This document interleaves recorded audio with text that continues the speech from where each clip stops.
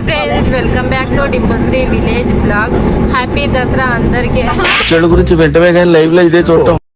దసరా అనుకుంటున్నారా? కాదు, ఉగాది పండుగ ఈ రోజు స్పెషల్ కదా. టెంపుల్ కి వెళ్తున్నాం మేమందరం కలిసి ఫ్యామిలీతోని.